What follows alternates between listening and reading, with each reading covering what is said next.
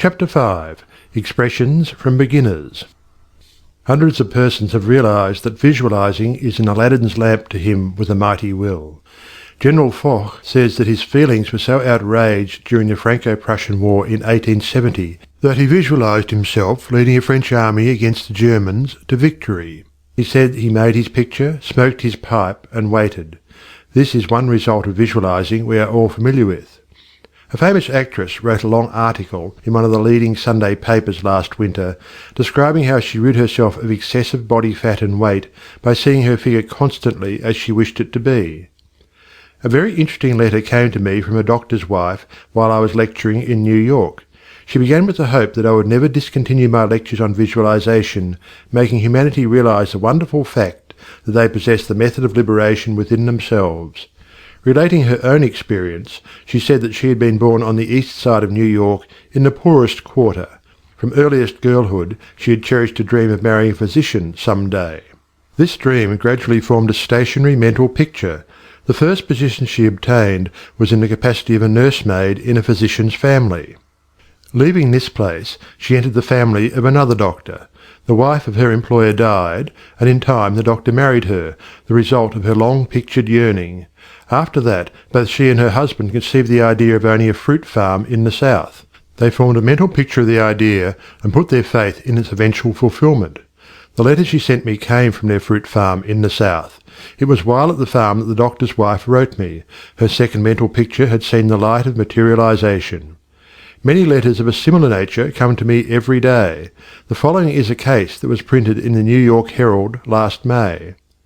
Atlantic City, May 5th.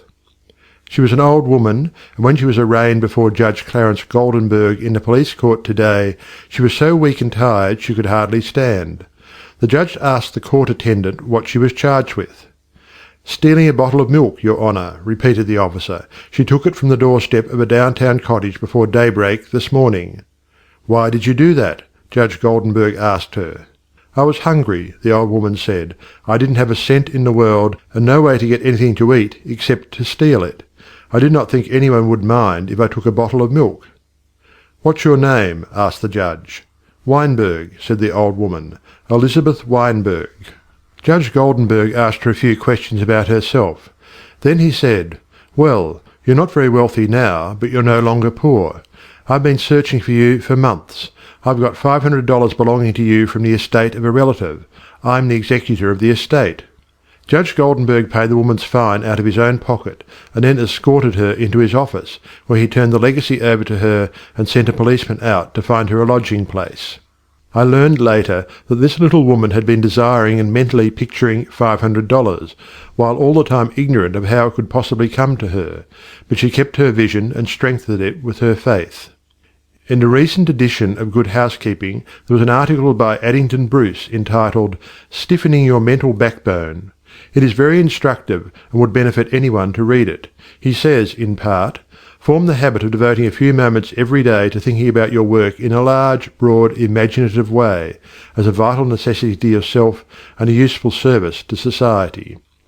Huntington, the great railway magnate, before he started building his road from coast to coast, said that he took hundreds of trips all along the line before there was a rail laid. It was said that he would sit for hours with a map of the United States before him and mentally travel from coast to coast, just as we do now over his fulfilled mental picture. It would be possible to call your attention to hundreds of similar cases. The best method of picturing to yourself that which you may desire is both simple and enjoyable, if you once understand the principle back of it well enough to believe it.